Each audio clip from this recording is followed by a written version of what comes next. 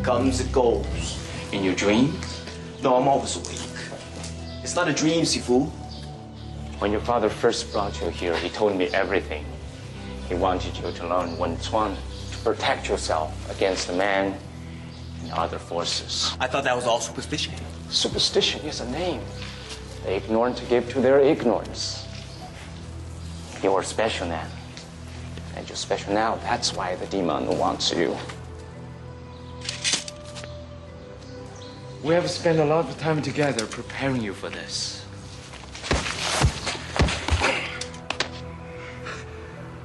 Good. Good. Very good. What if I won't fight him? You have no choice. You're fighting for more than yourself. What are you saying, Sifu? As I told you, this demon is your inner fear. It doesn't matter how many men you defeat. If you don't conquer your own fears, you will pass your demons onto your children as your father passed his on to you. No. You will fight him.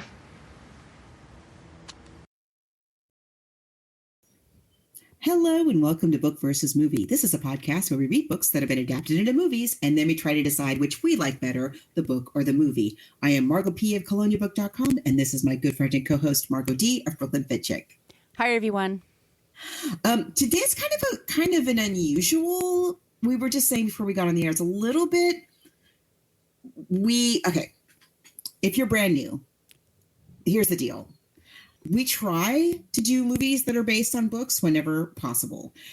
But when the pandemic started, we decided to do a brand new episode every single week. And that means we had to expand what we mean by book to include other literary sources, some that are shorter, like magazine articles or a play, or, as long as it's a literary source, we will consider it.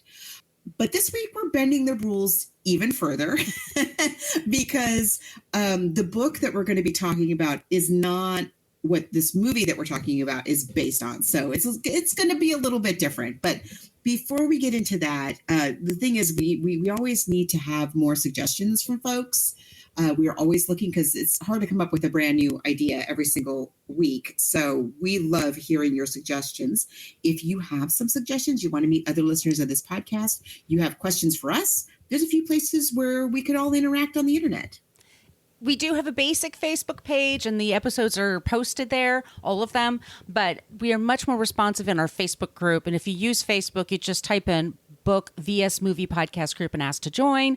And that's where we have a post there where all the shows that Thaddeus put up there, all the past shows. And then there's also a post for all the ideas that people have. But any of the places that I will mention to you, you can send us your ideas. We just ask that the book be pretty easy to get or it makes sense to pair it with the movie. And the movie needs to be something streaming on a major platform because we do have a line, like we just are not going to get a DVD or a VHS tape. We just can't. It gets a little too nutty. So first, that Facebook group is the best, but also on Twitter and Instagram, you can reach out to us. And at both of those places, you spell out book versus and movie. And we also just have an old-timey email. That's a great way to reach us. It's book versus movie podcast, spelled it all out, at gmail.com. And we have some stickers. And Margot, I just sent you a new batch of stickers. You'll get them in the next couple of days. If you'd like that, just let us know. And if you really enjoy the show and would like to help keep us in books and movies, you can also support us on Patreon. Yes, Patreon. We put up all of the movies now that are going to be 2021 to now will be on the regular fee. That's over 130 episodes, I believe. That's all free to you. And then everything before that we put on our Patreon wall. We have a bunch of stuff of our old episodes that are free if you want to go check those out. We just put up the Prime of Miss Jean Brodie, Of Mice and Men, Top Gun, A Room with a View, Steel Magnolias, and Blue Crush. We have some really great ones coming up in the next few months. Like I said, they'll be on the Patreon wall. We have a couple of very affordable options, and it really just helps us with books and movies. Sometimes we have to get something that's out of print and things like that, or the software to put all this together. So all of you that support us there, thank you so very much. We really appreciate it. But if money's tight, we totally understand. If you could just leave us a review wherever you get your podcasts, that would be great. Especially in Spotify now, they let you leave reviews, and on Good Pods, all those things. But especially in iTunes, if you really like us, if you can leave us a 5-star review. We know that Apple doesn't make anything easy, and leaving reviews there isn't easy, but those of you that do that, we truly appreciate it. It just helps us find other people to find the show. It helps us find our people. That's right. Thank you all for being here. Thank you for joining us. And most of all, thank you for you really enjoying books and movies and keeping the conversation going online. It's so much fun. So as I mentioned a minute ago, we are bending the rules a little teensy bit. It is AAPI month, History Month here in the US. Last time we did a whole month, which was super fun.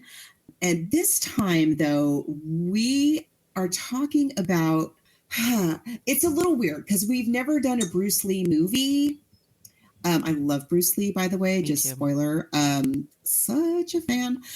We're talking about Dragon. It's called, what is it called? Dragon, the Bruce Lee story. Is that what the name of the movie is? Which is based on a book written by his widow, which I believe was called Bruce Lee, the Man Only I Knew, or something like that. Right. It is out of print, which is why I'm having trouble bringing it to mind. In some ways, it's not going to be a totally fair comparison because I honestly don't know what's in that book or how she tells that story. All we have is kind of her interviews to go on. Margot and I were just saying before we got on the air. But what we are going to talk about is a book by, which I think this is as close as we're going to get. Absolutely. It's a book by his daughter, Shannon Lee. And Shannon Lee has an amazing podcast. She's a producer. She's an actor. She's quite an extraordinary and accomplished person. And in addition to all of that, she is kind of the manager of the estate of both her late father and her late brother, which we'll talk about a little bit later. And she came out with a book in 2020 called Be Water, My Friend, which is, it's so interesting. It's the premise of the book is that she's kind of walking through some of Bruce Lee's best known and also little known teachings and philosophies and his outlook on life. And she's read she has the whole archive, right? So she really has immersed herself in this. She's explaining it to us in a kind of practical way for today's kind of living.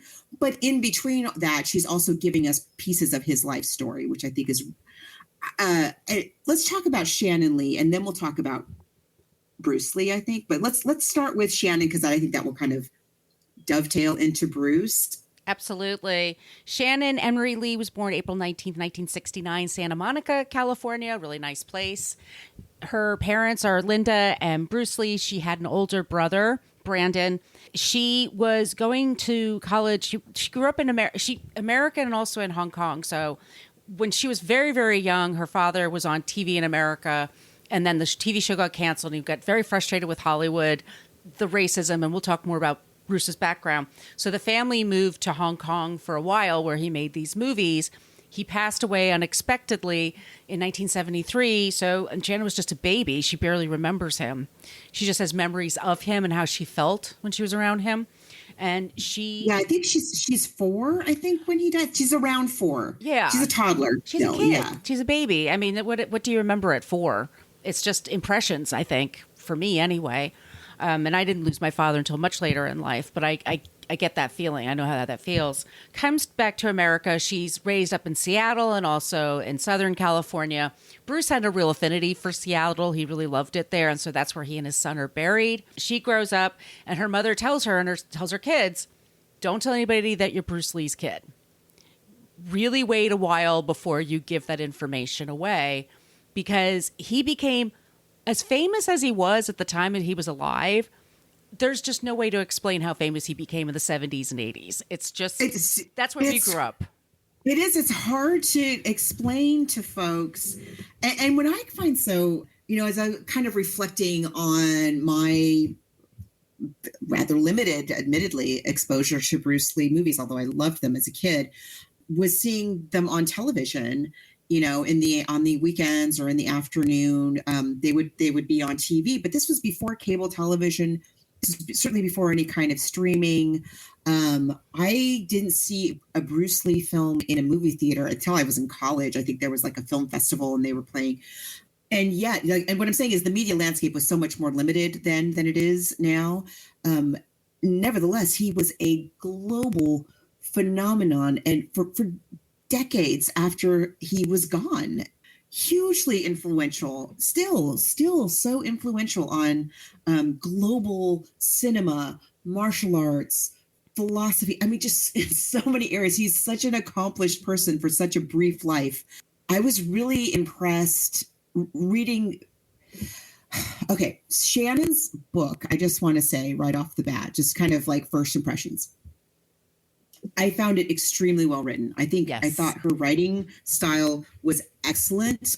I think she's, because she's explaining or presenting, I should say, some really very cerebral concepts and teachings that her father spent many years of intensive, scholarship, just immersed in this stuff.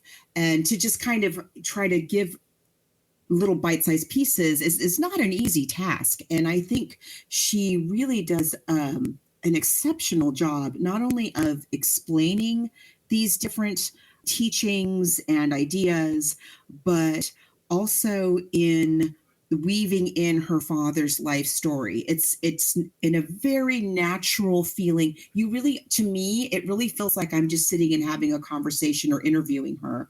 It feels very, very natural. It doesn't feel like she's switching back and forth from the Wikipedia page to, right. to a personal memory. It has a really nice flow to it, and it's very, very accessible and extremely entertaining. I just loved this book. It's wonderful. I want to read it. It's going to take a couple reads for me to truly get it.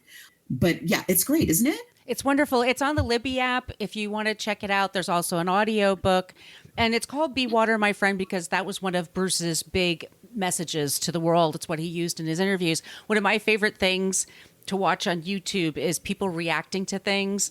And there's a whole thing about reacting to Be Water, My Friends, and different kinds of people around the world just like nodding their heads like, yeah, I totally get it. His charisma and magnetism is just off the charts. It's extraordinary. Right. It is like you can't even, like, if you see the old he was on a television show called The Green Hornet in the 60s where he's playing the Green Hornet is like a superhero. He's white, and Bruce Lee is playing Kato, his sidekick, who's supposed to be like Robin to Batman. None of us go on and on and on about like how amazing. I'm sorry, I love Burt Ward and I love the Batman TV series, but I'm not floored by Burt Ward.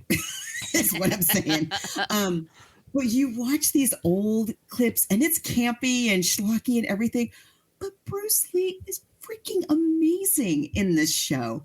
He is jaw-dropping, and he's got like his face covered most of the time. Right. And still you cannot look away. The magnetism of this one, like just so much in this one person.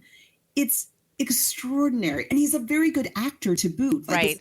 He's got some real acting chops, but you can't not look at him, and I'm speechless. I have no words. I have no words for the magic of Bruce Lee.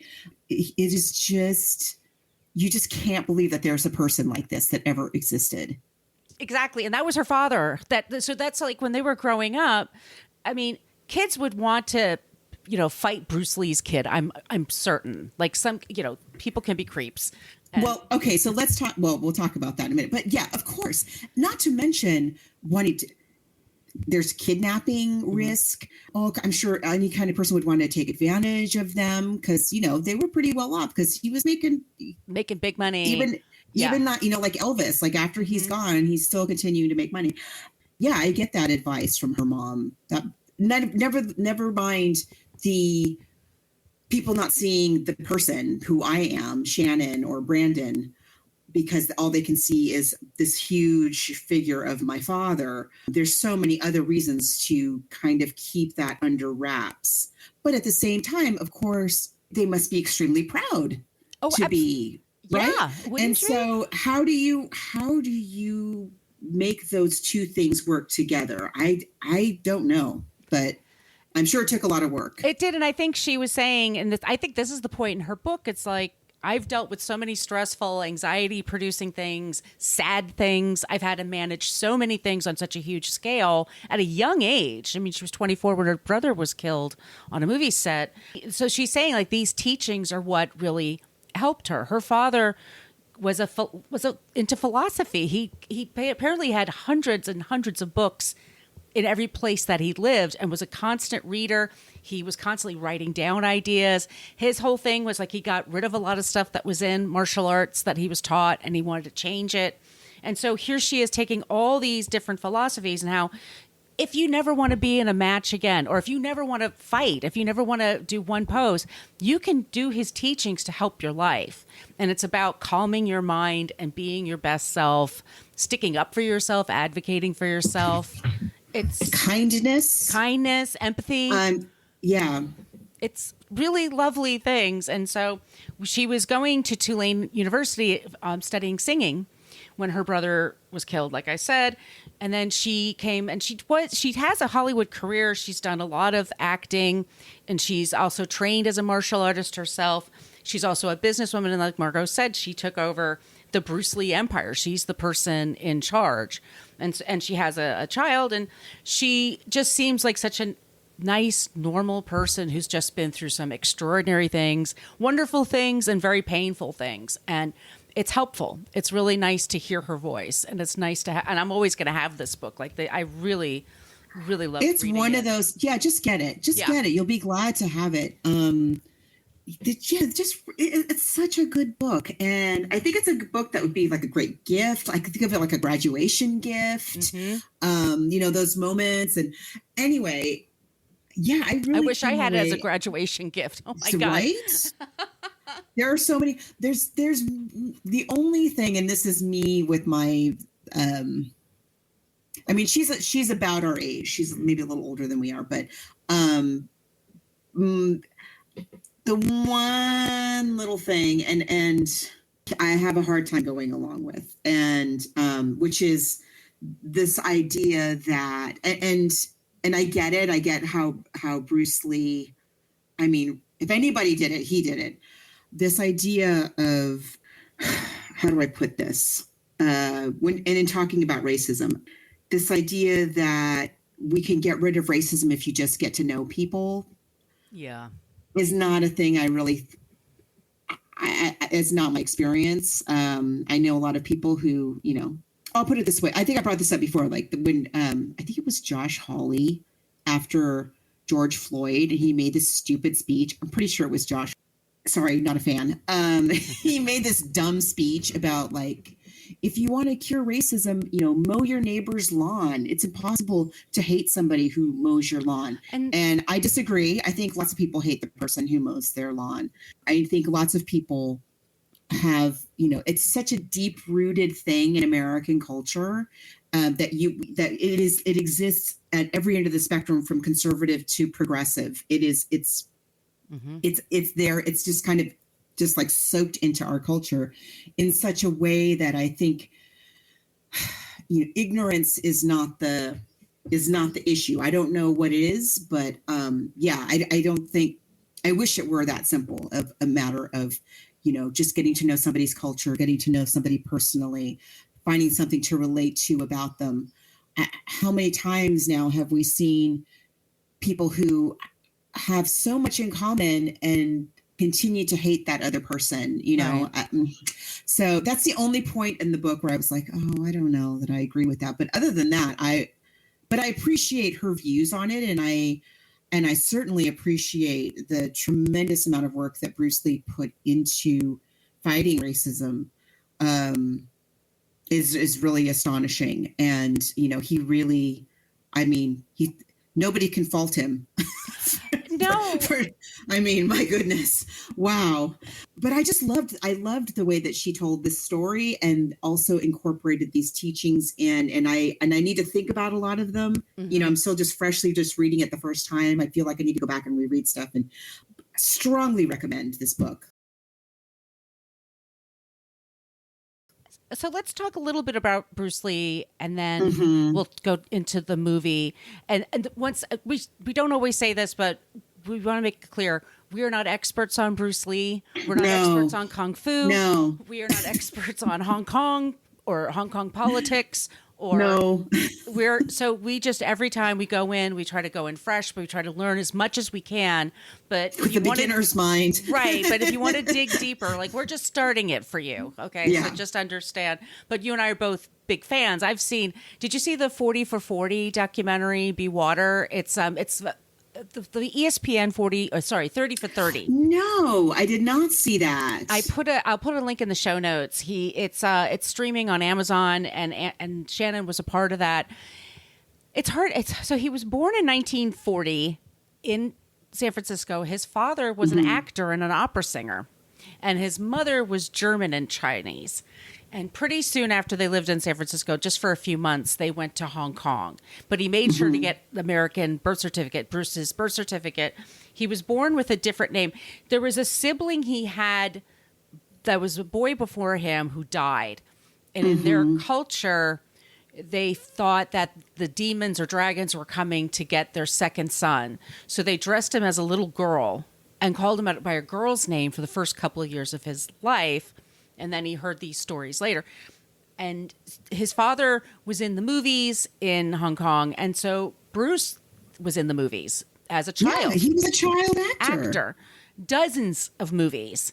And he lived with his family, and they lived pretty well, but it was like one bathroom for like 20 people. It was one of those situations. It was very cramped. And in 1949, is that when it happened? When the communists came to China, or is that 59? It's once again, I'm not an expert on communism either. Communism hits China, so people are trying to get into Hong Kong, which was separate from China until 1999. And so these Brits start coming in, and different people started coming into Hong Kong, moving around the streets, and then it kind of became these fights between cultures. And so Bruce would get into these, he was really into dancing when he was a kid. Yes, which you can sort of tell by when you watch him. Yeah, he could do the cha-cha, he could do everything. He was a great dancer, but there were all these fights happening. He wasn't into school. He liked history, he liked English, he liked reading, he liked that stuff, but math and science he had no time for. And he was getting into these fights, and his family was worried about, like, what's going to happen to you if you don't graduate high school here? What's going to become of you? And they saw how he was an only child, and they saw how special he was. So they gave him his American birth certificate and said, go back to San Francisco and go to school and figure it out, because we're worried about you here. Because he was getting arrested and things like that. Yeah, I was just fascinated by, just the time, his whole.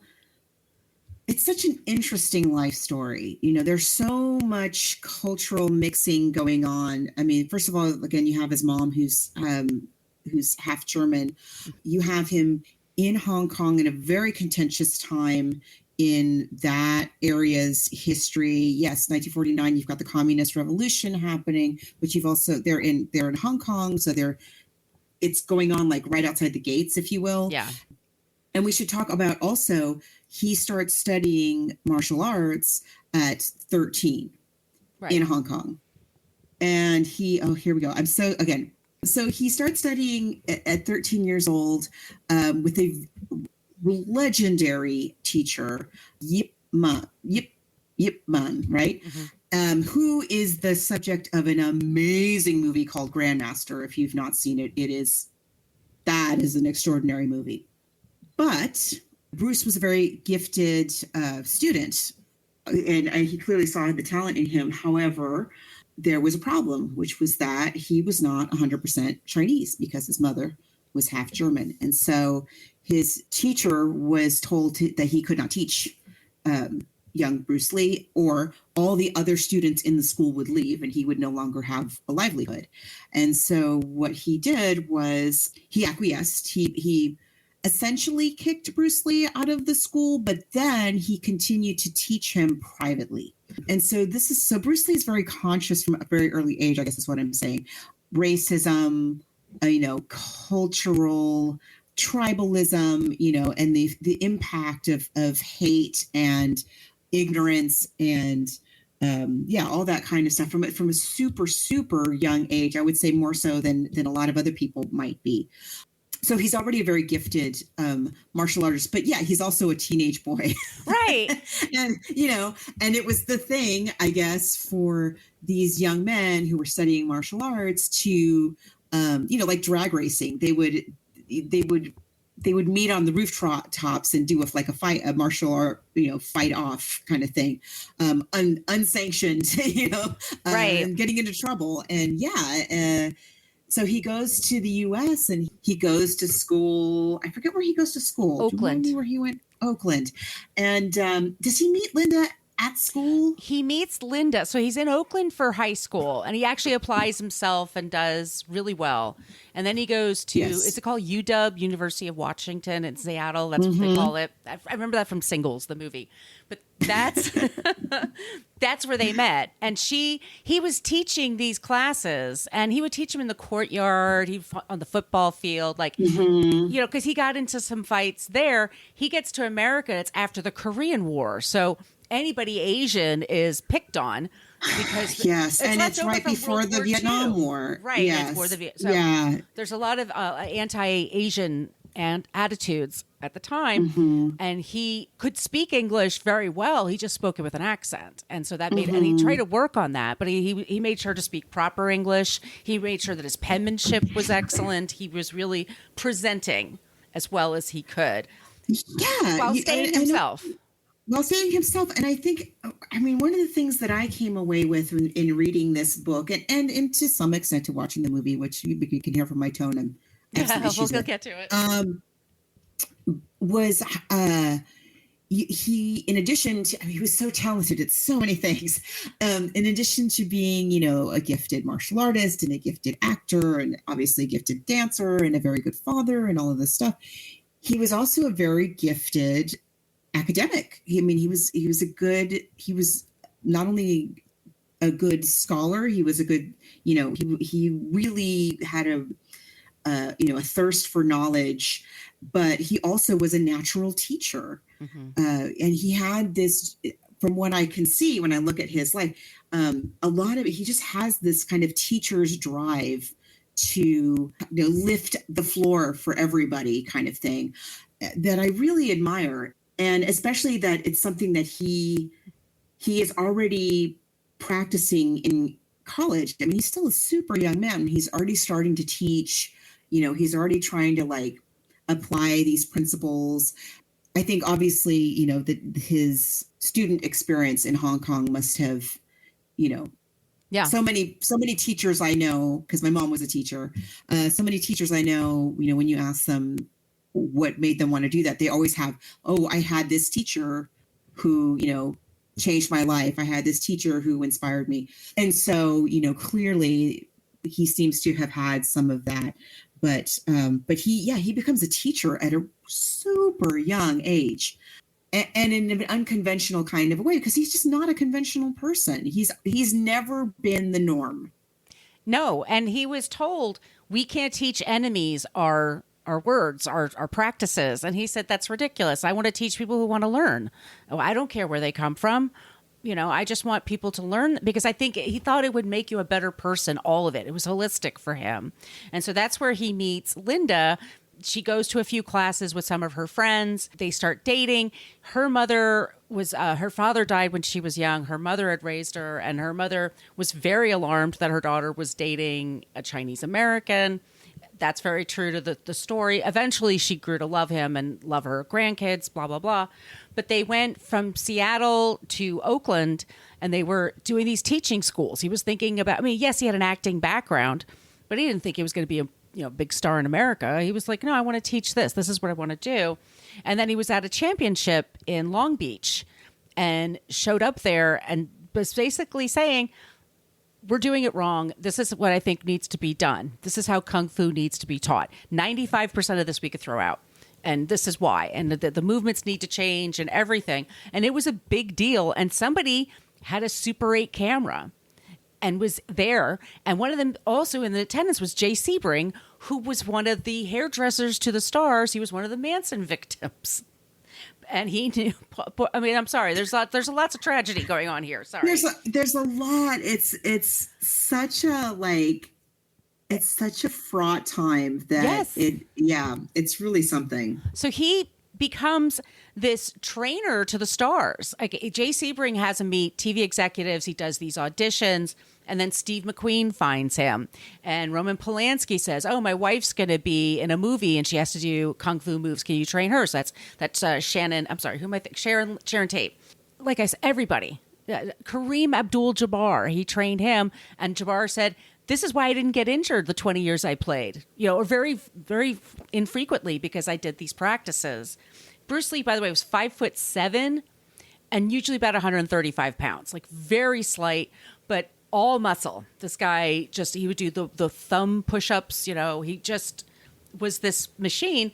Eventually, he gets picked to be Kato in the show. And as Margot said, he has a black mask on. You can't even see how handsome he is. And he's so much shorter than his co-star. He is, but you can't take your eye. He is the star of this show. Right. He is the star of the Green Hornet, for sure. The show gets canceled. It was like a Friday night show. It just didn't get the ratings like Batman did. And so he was disappointed, but he wanted to do a bigger story anyway. And he was working and he was guest starring on all kinds of TV shows, Long Mirror or something like that. And then he's discussed an idea of what about a kung fu series about a traveler who goes around the country giving his lessons. TV people went, "Oh, that sounds great. We'll just hire some white person to do it." Yeah, that's so great for not you. For not you. So they hired David Carradine, which broke his heart. And which of course it would. Of course it would. And we should also say, by the way, it's very true that he did go to Breakfast at Tiffany's. Like we talked about Breakfast at Tiffany's on this show, where like the attitude was that Mickey Rooney played an Asian man, and we were always saying he was a buffoon, and in the original story that wasn't the case at all. Like that was all his choice, and Blake Edwards, of course, like that's them. Yeah, screwing with the in material. the book, for those of you who were around for that episode, it was a while ago, but Right. in the book, that character is like a serious, respected artist. Mm-hmm. It's nothing like in the movie at all. Also, at the same time, I'm just thinking because he is on the West Coast, I'm sure he also is interacting because he's the same age.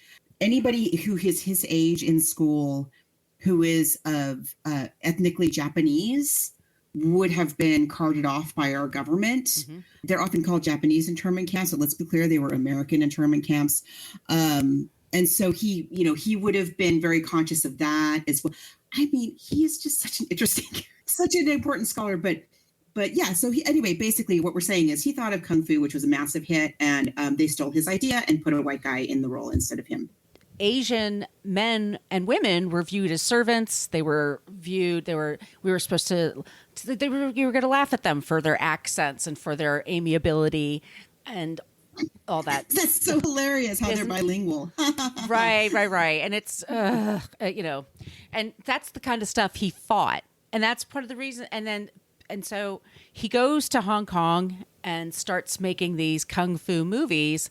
Well, it gets to Hong Kong, and then he finds out that he's a huge star there because they called it the Kato Show. Because that's what it is. That's what it is, by the way. But it was so everywhere he went, he was famous. So he could make the movies he wanted to do it was a much smaller budget. Everything had to be scaled down. But they became so successful that they got bigger and bigger and bigger. He had Chuck Norris in these movies and Kareem. It was kind of an innovative time for that genre as well. I mean, it was just the timing of it was so perfect. Yeah, so he's able to, although he is still facing racism there because he's too Western in many ways. He's viewed as too Western for Chinese culture, but he does have a lot of cachet that he doesn't have. He should have for sure, but he doesn't have in the U.S. And yeah, it's such an interesting trajectory of his career that he is, like he's making headway in Hollywood, and then he has this setback because racism. And so he goes to Hong Kong where he's experiencing some racism, but because he's got this Hollywood background, he's able to build his film career there, which then launches him back into the Hollywood trajectory. I mean, it is those movies, they're just so fun. They're so much fun. They really do hold up because he holds up. You know, he's so charismatic, and you just, even if you've seen the movie a zillion times, you just want to see how it turns out, and you just like every time you watch that fight again, you see something new. Yeah, his things, like you could just watch them over and over and over and over again. They're so entertaining and so much fun. Yeah, I love that. There was a whole thing about Chuck Norris for a long time. Like he lied. He denied that he was a student of Bruce Lee's, and that Bruce Lee had anything to do with his skill and prowess as a martial artist.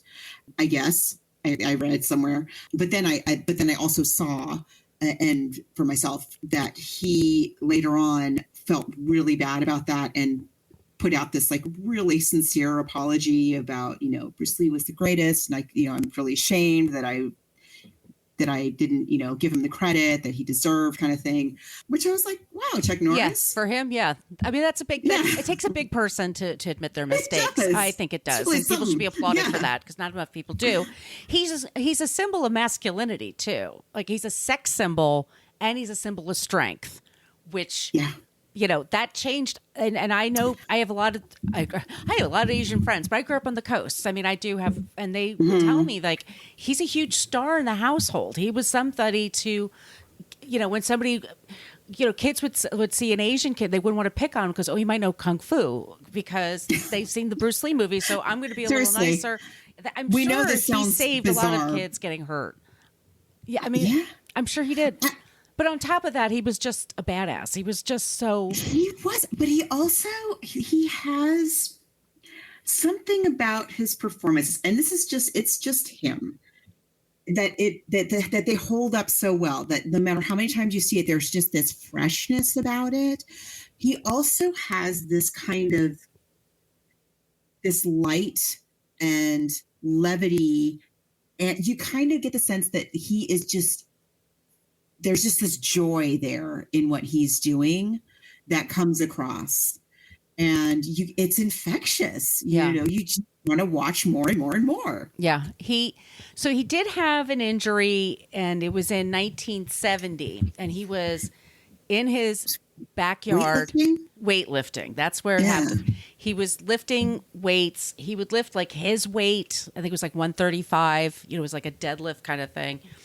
And he didn't warm up enough, he says. He was rushing through it, and then he badly hurt his back. And the doctor said, you're not going to be able to practice Kung Fu again. Not that he wasn't going to walk again, but that he wasn't going to practice Kung Fu. And it was enormous pain. And I've had back issues, and it's very hard to get out of bed. It's hard to sit. It's hard to stand. It's hard to move. He used, obviously, his principles, and his wife, Linda, helped him write down these things to help him get out of his funk, because he was like, for 3 months, he couldn't move, which for him, it's like telling me not to breathe. It's very hard. Yeah. And then also, so he is healing himself here. He also did, though, use steroids, injections for the pain, which I used in my ankle. I had a horrible injury a few years ago. It's the only thing that works for me. So let's get to, unfortunately, the part where in July of 1970, it's going to be 50 years this year. That's amazing. So he's making, so as we said, he's building his career, and those movies were a global phenomenon, the movies that he made in Hong Kong. And so who comes knocking at the door again? It's Hollywood. Hollywood's like, hey, Bruce Lee, remember us?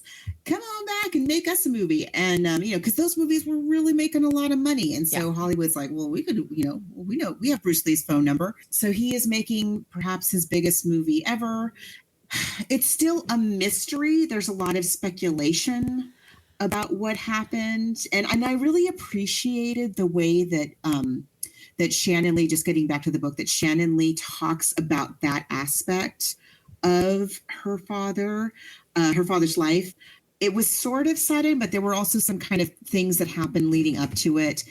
He had collapsed, I think, of some time before, and they didn't really know why. And so she, as his daughter, has to kind of reconcile that she says, you know, it's taken me some work, but I have to just I've had to come to terms with the fact that I may never know what happened. Also, You know, that people make a big deal trying to find out, which has to be like bringing it up all over again. 'Cause right? Every few Like years all the there's a new time. theory. There's a show about it, or there's one that just came out this past November. And so what happened was he was he was working very hard on Enter the Dragon. He was at an actress's apartment and apparently a producer as well. He drank with them, and he wasn't a big drinker, but he drank with them. There was some traces of marijuana in his system, not whatever. He says he has a terrible headache, and he had an epileptic seizure or some kind of a seizure just a few weeks before. Yes. And he was having some strange episodes of headaches and whatnot. Yeah. And he also supposedly had taken out his sweat glands because he didn't want to sweat so much on film. But Hong Kong is apparently a very humid place and a very hot and humid place. And it was the middle of summer. Is at the apartment. He says he has a headache, and she gives this pain pill, Equagesic, and it was like a super aspirin. It was a combo kind of a pain pill, like a pain pill and anxiety or something. Mm-hmm. And so she gives him the pill and says, "Why don't you lay down in my bed?" And so he lays down. It's like 7:30 at night. And then the producer calls back and says, "Where's Bruce? He's supposed to be someplace." And she says, "Oh, he's sleeping. I'll see if he's awake." And she can't wake him up. And so they're calling each other back and forth when they really need to call an ambulance. But Bruce dies either on site or at the hospital, but he's gone. And then after that, there was all this stuff because, like we said, he was a huge celebrity. He was controversial. And he was in some woman's apartment. And at first, people didn't say that's where he died. And so, and Linda is, she's young. She has 2 little babies. 2 kids. I mean, and she goes there and she's like ready to pass out. She's like so upset. He dies, and then they label his death misadventure, which is just an open invitation for people forever to then want to speculate. And we'll talk a lot about that later. But over the years, people have said, "Oh, it was a gangster hit." People have said, "Oh, it's a curse." Obviously, it's a curse. People have said he was dehydrated. He had his sweat glands removed.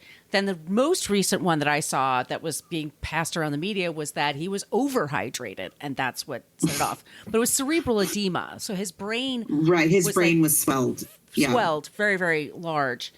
Like, I think its normal is 3 pounds, and his was like 3.5 pounds. So and I'm sure that was very painful. A lot. Yeah. But so he dies... And Linda has to carry on, and the movie Enter the Dragon comes out just a little while later.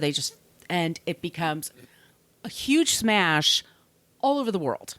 I mean, lines around the block, and every Chinatown around the world, he's just a huge sensation, but it goes around the media.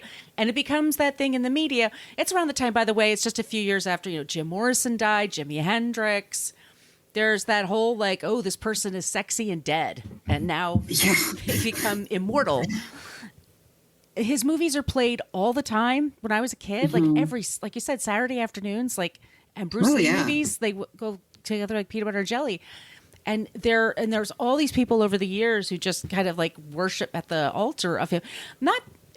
Nobody's pretending he was a perfect person, by the way. I mean, I think no. But we all understand all the obstacles he had to overcome. Oh my goodness! To be who he was, and what and then it's his message and what it means to people.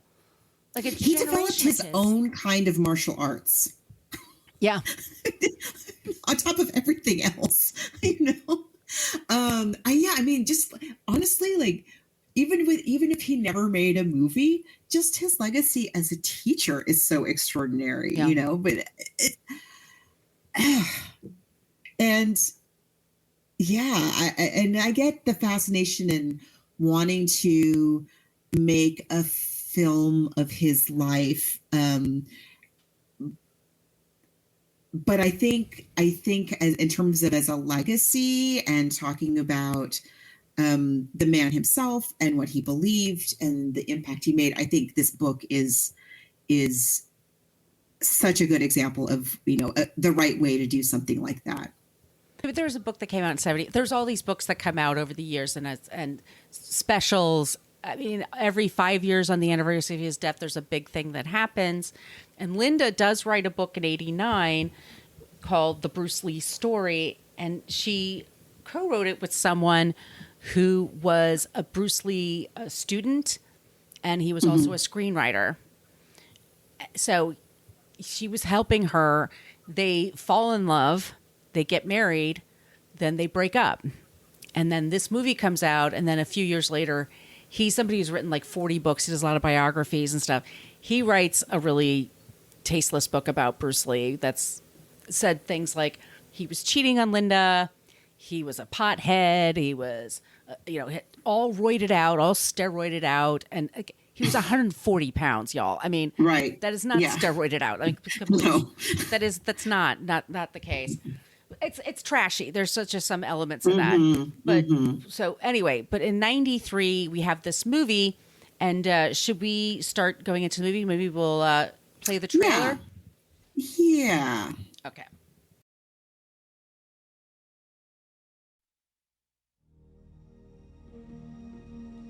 Your birth certificate. Bruce Lee. It sounded very American. I'm going to America. French fries. Sky's the limit, that's what they say. Not a Chinaman's chance. They say that too. I'm different.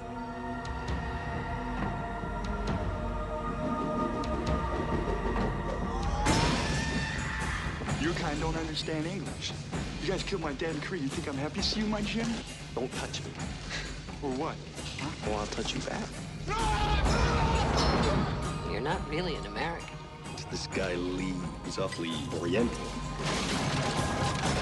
He's playing Oriental. And you can't change people with your fists. You kiss him. Kiss him.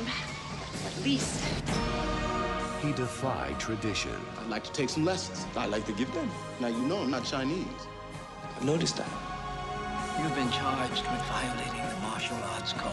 This is the first Bruce Lee Kung Fu Institute. We do not teach our secrets to the enemy. I'll teach whoever wants to learn. Some of them chop socket flips, man. He began a revolution. I have developed a way of fighting with no fixed positions. And became a leader. You are ordered to stop teaching. You die in Hong Kong. I've seen it.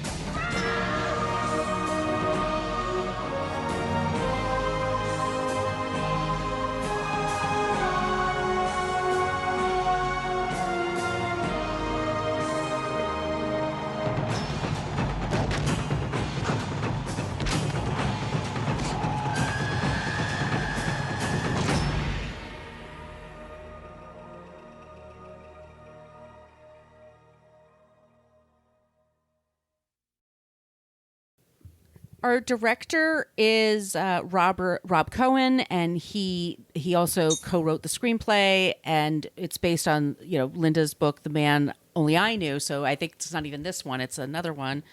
It's the first one, which is very difficult to get. It is out of print. That's why we're not talking about it, and why I was saying, I don't know how she tells the story in that book versus how this movie is telling the story. And so just like a caveat to everybody, we're going on what we learned from Shannon's book, which, as we said before, is excellent. So 1993. Rob Cohen is our director. And who do you get to play Bruce Lee? That has to be an intimidating ask, when you're looking at actors. Just Bruce Lee. And Brandon Lee was approached and said, I don't feel comfortable because I don't want to do love scenes, Fair enough. And he was also doing The Crow at the time. We were talking about this off the air. So they get Jason Scott Lee, who was not a martial artist. He was a dancer and an actor. And then we have Lauren Holly, who plays Linda. We have Nancy Kwan, who has a role as a San Francisco restaurateur. His boss, kind of a little bit of a mentor. Yeah. And then we have Robert Wagner in this movie. For some reason. Robert Wagner is playing his manager? Is he his manager? Or producer? He's clearly... I've never seen a movie where you had a character that was so clearly meant to be like an amalgam of a bunch of people. There's a lot of problems with this movie. Clearly, Robert Wagner is there taking the place of a lot of other people they didn't want to hire. Right. James Coburn would have been an interesting choice. I think he was alive at the time, and he knew Bruce Lee very well. They were good friends. But That's not what they did. And so there are choices. I mean, overall, I think it's fine. And if it's you've never heard of Bruce Lee before, you might check out his movies after and then be like, oh my God. But it's not going to give you a really great, I don't think, a great idea. No. And it's too bad because it's such a great opportunity. And it had Linda's consent, but I'm sure at this point she was like, I don't know. But also, in fairness to the family, and Shannon is actually in this film. She's singing. And she has a really nice voice. Yes, she does. In fairness to the family, like, you don't know how the edit's going to be. You don't know, even if they had shown them a script, it's possible that, I don't know, it's hard to know. I couldn't find anything where they're talking about this movie, I guess is what I'm saying. I don't know. I didn't find them either saying, oh, we hate this movie. This is the best. We totally back this movie 100%. I just saw that I'm sorry. I just saw that she said that they use the device of a dragon, and there's this dragon that is chasing Bruce Lee literally from his childhood. A demon. Yeah. And so she said, oh yeah, Bruce mentioned that like in the last few months.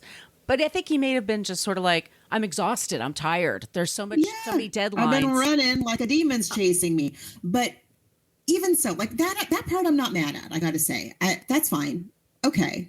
I get it. And especially because they're even at that point. And okay, so let's talk about the timing of this because we were just going over this before. Yeah. Because this is important to understand.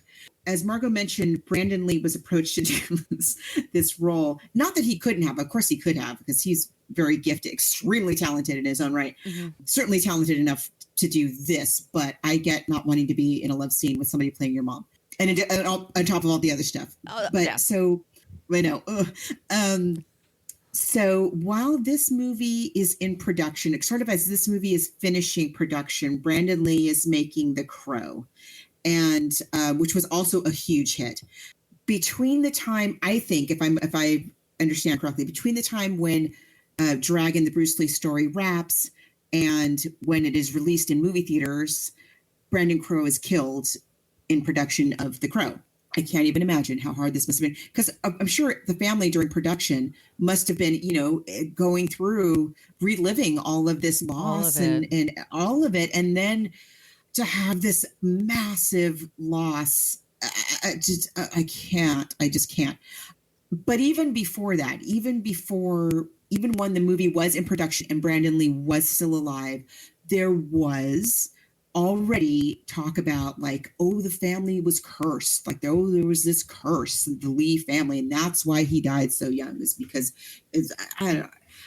Right. I'm not big on curses, but I get so for that, I sort of get the whole like this trope of this demon that is coming around, and to me, that's what that kind of embodied, was the idea that like maybe we're cursed, and yeah, that's not the part that bothers me. The part that bothers me, especially after reading Shannon's book, which admittedly was not out yet when this movie came out, in fairness, but especially after reading Shannon's book and getting a glimpse of how complicated and extraordinary a life he really had, even if you just go, just by the facts. You don't need to have all this extra mumbo jumbo. I'll say fighting this. The chefs in the restaurant, and like, there's too many fight scenes. And I get it. We're doing a movie about Bruce Lee, but there's too many fight scenes. There's like three of them back to back to start. But why can't we have to start? And they're always, and like to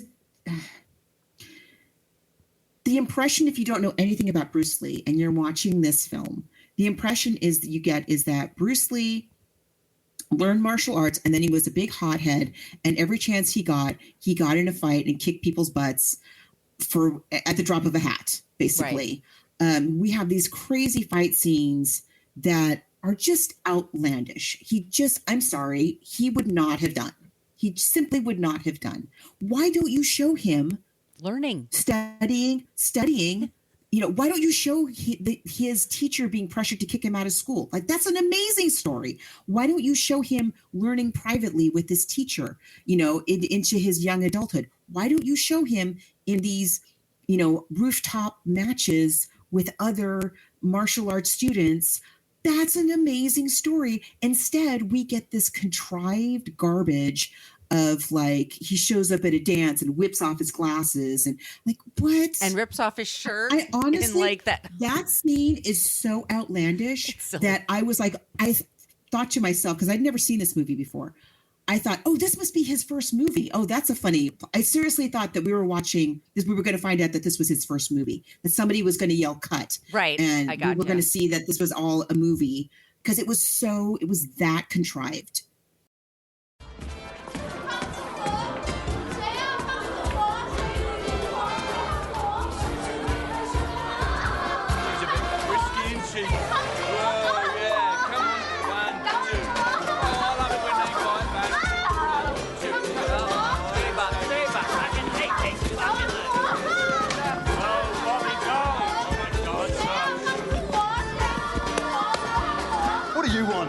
I want to dance with her. This one's mine. Get one of your own. She is one of my own.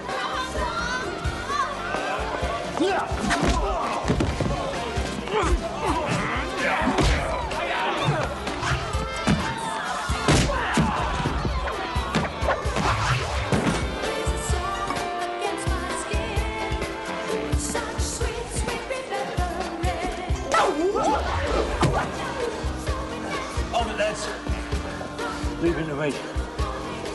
Come on, try that again. I'm gonna get you, you little yellow bastard. Smash your face in. Try it again,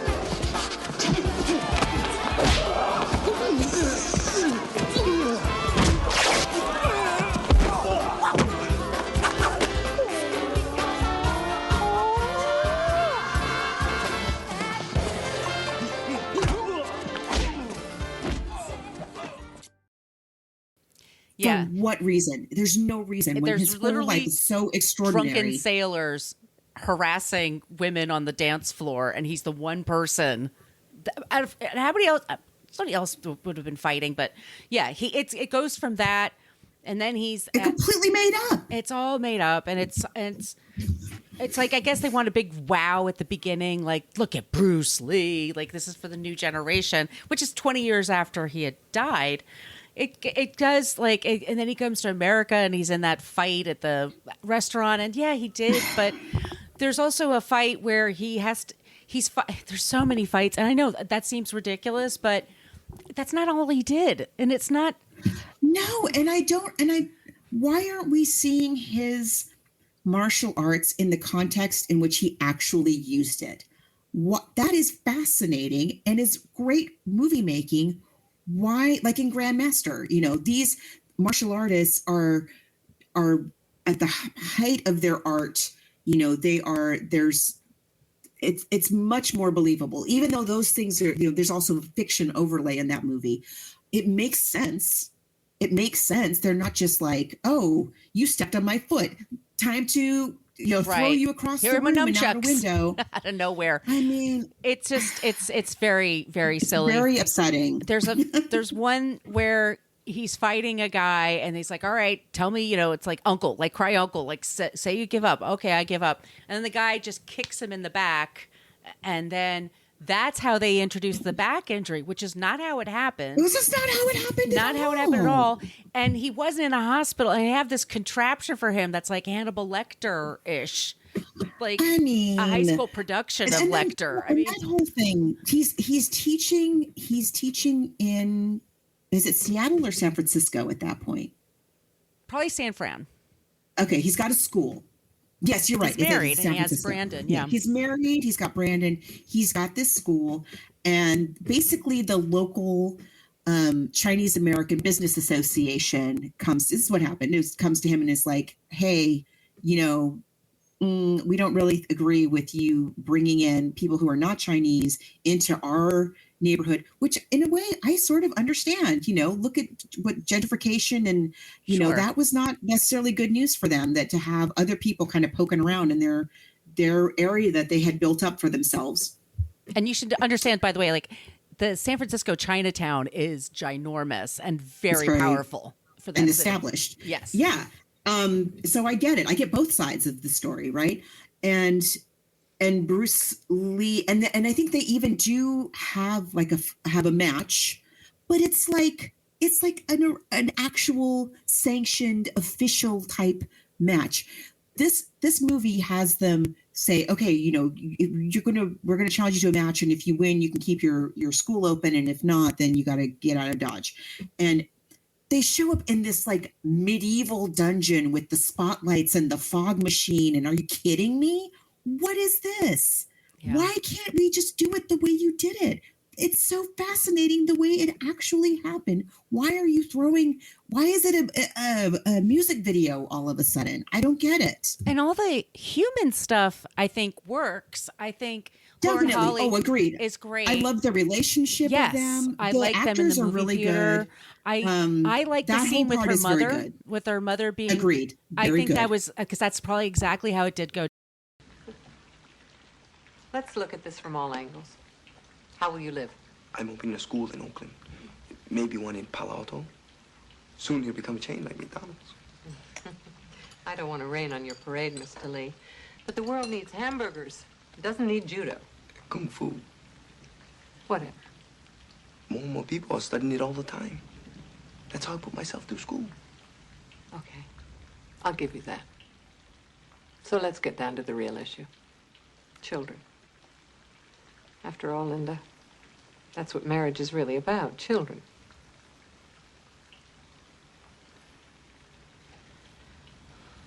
We want to have children someday. Ah. But what will they be? They won't be white, and they won't be Oriental. They'll be some kind of half-breed, and they won't be accepted by either side. They'll be American. Linda's American. I'm American. You're an American citizen. You're not really an American.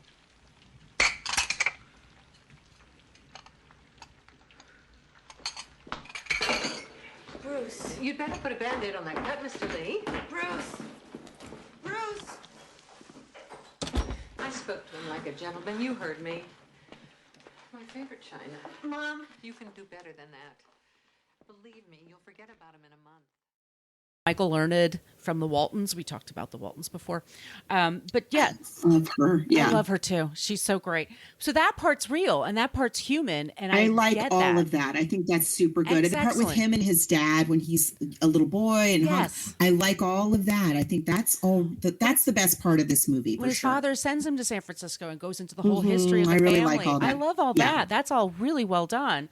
But I don't understand why these fight scenes are so dumb. They're so silly, and there's no you don't train like Steve McQueen. You don't have a scene like where you get a guy to play Steve McQueen. I mean, who's dead? You can get anybody. I mean, to play him. You know, you can use his name. Sharon Tate. You don't show him on movie set. Many things training that you Sharon could have Tate. done besides these stupid fights. Yeah, there's too many of them, and it's like it's just one after the other, and then by the time we all get to Hong Kong with him, it's a little tiresome. I get why he's tired. I'm like, I'm tired too. It's like this is getting exhausting, and so they kind of. They show how exhausted he was, and they show how cool the movies looked, and I'm sure that was super fun to do. That I agree. That is very well done in this movie. Yes, yeah, the recreations. Yes, are really... the recreations are very well done under the circumstances. They do a good job with that. Yeah, for sure. But yeah, but these just like, why are you adding all of these extra feuds and grudges with like the guy and his brother? And now he's in Hong Kong and he's going to fight Bruce on the set of the movie. Why? There's what? Why aren't we seeing Bruce Lee's very innovative stunts and things that he's doing in these movies? Why don't we see him doing an interview doing the Be Like Water stuff? Hello. Which is what people, like I said, like to this day, people watch this and they're blown away by it. Lots of choices I don't understand here. Lots of choices. I like that we see his book. Mm-hmm. We see him writing the book, and that I appreciate. And I love all the stuff about the school. I think that's really cool. That I enjoyed very much. But it's really this dumb stuff about the way that the fighting is done. There are no accounts of Bruce Lee getting into brawls left and center because somebody looked at him the wrong way, you know? He actively people tried to pick on him and he wouldn't do it. He would just laugh it off. He would just kind of like, oh yeah, check, yeah, I'll do that later, whatever. People try that all the time with him. He didn't do that. He didn't believe that. Which brings us to Mr. Tarantino. Okay. Sidebar. Okay, so now let's just say the movie ends, and I like the way the movie just says, I'd rather remember how he lived. I do like the end of the movie. Yes, I agree. They handled that ending extremely well. I appreciated that. I was impressed by the way they ended it. Yes. Because it could have been very salacious. It could have been was. I thought it was super well done. The end was, I appreciated that. And I think, glad to see how they ended it. Once again, I like all the actors here. They're doing a good job. They're doing a great job. The sets look really good, like when they're recreating the stuff. The music choices are pretty good. I mean, but I saw this in the movie theater, and I remember kind of like, what am I missing here? Like, there's some stuff I like, but most of it's like 3 fight scenes. I'm like, the third fight is 30 minutes. There's fight scenes. Just done. Let's see him as a little kid. Let's see him, have his parents teach him some lessons. Like, what did he learn from his grandparents? So much interesting stuff that actually happened. He grew up in a home with like 30 people in a small space. Like, what was that like? I mean, it's many things. I don't get it. Choices. Okay. Choices. People make these choices. So let's fast forward. And maybe it's 2021 that Quentin Tarantino's movie, Once Upon a Time in Hollywood, comes out. And is that when it came out? I can't. Let me look that up. So it's Brad Pitt is our lead. He's not our hero. Leonardo DiCaprio's in this movie. Margot Robbie. It's 2019. 2019. Wow. Okay. So this is a year right before the book here. Okay. So I get it. And I like Tarantino movies. I think for me that's diminishing returns with him. Mm-hmm. Yeah. We'll do like Jackie Brown one day. That's one of my favorites of his. Oh yeah, I like Jackie Brown. Yeah. But this is his material. It's his script. And I remember when the trailer came out, and there is this whole scene where Bruce Lee says, my body is a dangerous weapon. If I kill someone, I have to go to jail. And then Brad Pitt goes, well, you would go to jail because it's a good joke, but I don't understand why he's being treated as a joke. Why? Of anybody in Hollywood. Listen. Anybody at all in Hollywood, you could have put in that place. What's the point of the scene? The point of the scene is Brad Pitt's character has no scruples and will pick a fight with anybody and is ruthless and kill them and is ruthless and violent and will kill them. Why are we bringing I know. Here's the thing that bothers me. The Bruce Lee that's in, and I've seen this part. I've not seen this whole movie. Okay. So I'm just commenting on the bit about Bruce Lee, and tell me if you disagree. Mm-hmm. The Bruce Lee that's in this movie is the Bruce Lee that's depicted in Dragon, the Bruce Lee story. He's a hothead. Yes. He's picking a fight.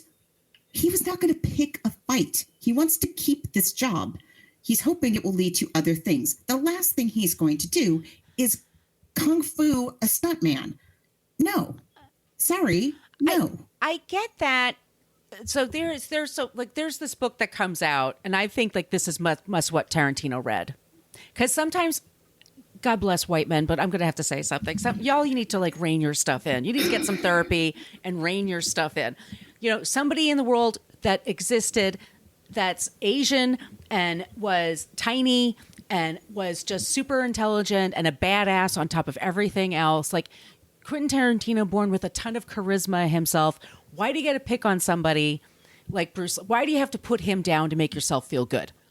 And to make it worse, he just made it worse and worse and worse. Like he stepped in the dog poop and then he just tracked it all over the carpet. To make it worse, he goes on that. Well, even before he goes on Joe Rogan, is that the guy's name? Joe Rogan, yeah. Ugh. Can we just pause for ugh? His justification was, it was going to be either Bruce Lee or Jim Brown, who, by the way, passed away yesterday. Yes, we love Jim Brown. It was going to be Bruce Lee or Jim Brown. So it was going to be somebody of another race. Or it had to be somebody of another race fighting a marginalized the white guy. Person. Really? Jim Brown, by the way, complicated character. Yes. We talked about him when we talked about One Night in Miami, which we loved. But yeah, I mean, like Just keep digging, Quentin. Why? And then we've got this interview on Joe Rogan. Shannon Lee, the whole story, if you never knew anything about Bruce Lee and then you saw this movie, you would think he was all talk and no action, arrogant to the nth degree. And by the way, Quentin Tarantino, excuse me, someone for arrogance? Really? Right. Are you kidding me?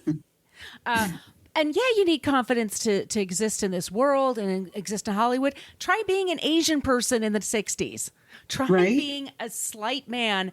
And then, sure, there were stuntmen that were intimidated by him, or maybe they thought he was a little too much. Who cares?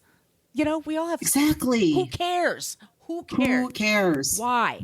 So he has to, you know, go on that train of, oh, he wasn't that great. I can create a character that could beat him.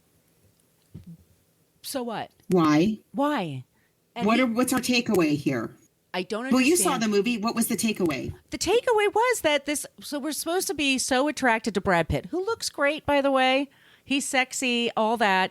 But we're supposed to understand that deep, deep down, this guy's a killer. That's all I got. I also think and also, let's go back to the Kill Bill movies where he completely glommed off of Bruce Lee movies in there, you know, cosplaying basically all Bruce Lee stuff in his film. So you were influenced by him, like everybody else. So why are you now, like, did you get called out for that, for not showing enough praise for Bruce Lee? I don't know. Shannon Lee basically writes this letter to him after hearing that horrible interview and saying, like, you know, basically, take my father's name out of your mouth. I'm done. Yeah. Just stop. Why? And just cut it out. Yeah. And then Quentin Tarantino just sort of doubles down and says, well, I understand why she's upset. That's her dad. But why is everybody else? I'm like, because a lot of us really look up to Bruce Lee and think he's special. She also is the Bruce Lee estate. And it's not like, oh, this is her dad. And then the little, you know how women are. Woman. Yeah. With their fifis. She is the manager of the Bruce Lee estate. And if the manager of the Bruce Lee estate is telling you this is not a good or accurate representation of Bruce Lee, I'm sorry, there's not going to be a higher authority than that. So yeah, you better keep his name out of your mouth then. The patronizing. Yes. That's another thing he is. Patting her on the head tone, like, oh, I get it. It's your daddy. Oh,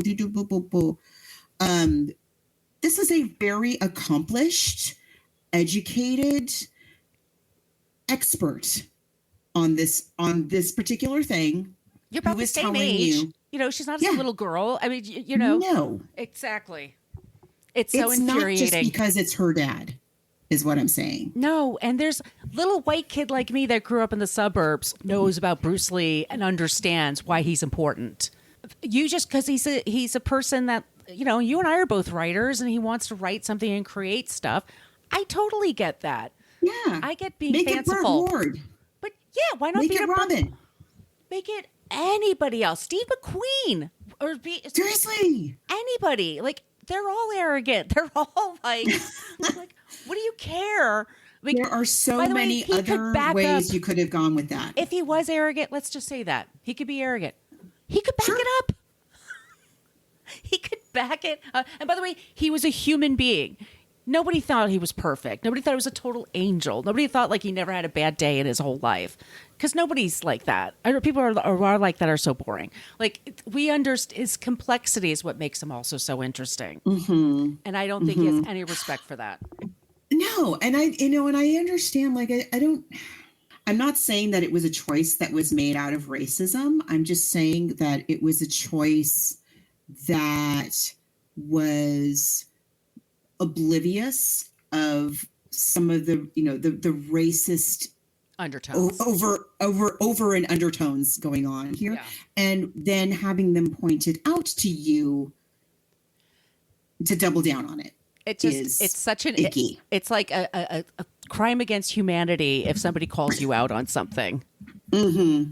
You can have a million reasons why, but I say no, it's still not okay. Just because you have a reason for something doesn't mean you have to do it. It's just And also just to not take in that message ultimately. It's just, it's gross. It's just not. Yeah. And because he promoted his book, and I didn't get the book, but I had friends who did a novelization of his own movie, because of course he did. And so he expands more on Bruce Lee in there. And my friend texted me, goes, "Don't get this book, Margot. You will really hit a rage, because the movie already made me crazy enough." He goes, "It's cringy. Yeah. It's very cringy." Like, he really doubles down. And why Bruce Lee? I know. I don't get it. I saw this interview. I felt really bad. We were just saying we were watching all these really cool interviews with Shannon Lee. And I saw this one interview that she did, and I forget who the interviewer is, but it was right before Once Upon a Time in Hollywood comes out. Interviews like, okay, so I know you've heard this movie's coming out and it's got Bruce Lee in it. And Shannon Lee is like really earnest in saying, yes, I know, people have told me about it, but, I'm going to just give it the benefit of the doubt. I'm just going to wait. I'm just really hope that, I really hope that it's going to be, it'll be a nice representation of my dad. And, but I don't have any control over it. But I just really, all I can do is like hope that it's going to be, I'm not going to make any judgment on it basically until I actually see it for myself. And the interviewer was like, yeah, me too. I just gonna, I hope it'll be good, but we'll just see how. And then, and watching, you're like, no, it's not though. It's not going to be good. You're not going to be happy with it because it's real bad. Yeah. I can understand, like I said, I can understand in the moment you're trying to make this story, making this kind of a choice and being oblivious to the implications of it. But once the estate of Bruce Lee has spoken to you about it, to be so disrespectful, to just be, dismissive. It was disrespectful in the first place. And now you're just disrespectful is all it is. Just, ugh. Yeah, it's gross. And I blame Brad Pitt too, by the way. He could have raised. He was there. Score. Yeah. Yeah. Yeah, he's Brad Pitt. He could have said something. Yeah. Brad. Yeah, right? Was he going to fire him? Right, exactly. Anyway. Yeah, and the actor's doing a good job. It's just the writing. Yeah. It's very disrespectful. And just not him. It's just not who he is. It's not his fault at all. No, he's just doing a gig. But okay, so that was our little sidebar about Quentin Tarantino. And I really appreciated and could totally see Shannon Lee's point in the, what do we want to call that? An op-ed, or just the piece that she wrote in response to his shenanigans. So, Dragon, the Bruce Lee story, or Be Water, My Friend by Shannon Lee. Oh, Be Water, My Friend, of course. Yes, I know. Yeah. Because when I read the book, because I hadn't seen this movie before again, when I read the book, I was like, I want to see this story. I'm excited to see this story. And then I'm watching it, and you're right. You were like 10 minutes in, and who is this guy? Yeah. What is this I'm saying? What? None of this happened. It was a disappointment. So it was really a disappointment. And it's unfortunate. But again, Grandmaster's really good. I can't wait to see it. That's on I wrote it down. It's on my list. Book. It's been a long time since we've had like a decided win for the book, because we've had some pretty good books lately and pretty good films. We've had some really great material lately.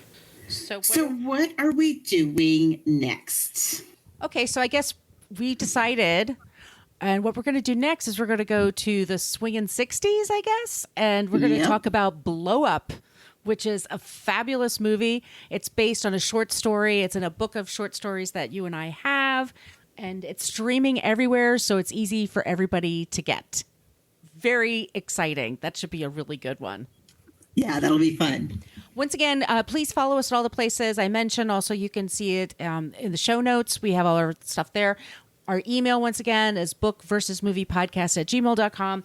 Please let us know if you want some stickers, and please leave us a subscribe and review if you like the show. If you don't like the show, it was nice meeting you. just go about your business. Yes. However briefly. Margot, where can they find you? You can find me online at coloniabook.com, and all of my social media callouts are at She's Nacho Mama. And where can they find you? You could find me on Twitter at Brooklyn Margot. My site is Brooklyn Fit Chick. I'm on Instagram at Brooklyn Fit Chick, and I am on TikTok at Margot Donahue. And I will try to post some clips. I do movie clips on there. I got actually flagged by them. I think for one of the clips that I had was the music got flagged. So if I have some I can post on there, I will do that for you. All right, everyone. Have a great week, and we'll be back soon with our next episode. This is what it is, okay? I said, empty your mind. Be formless, shapeless, like water. Now, you put water into a cup, it becomes the cup. You put water into a bottle, it becomes the bottle. You put it in a teapot, it becomes the teapot. Now, water can flow, or it can crash. Be water, my friend. Thank you so much for listening to the Book versus Movie podcast. We are a part of the Frolic Podcast Network.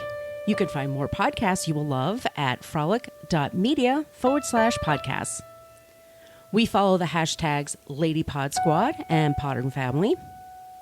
If you want to support the show, you can go to our Patreon page, go to Patreon, and look for Book versus Movie podcast.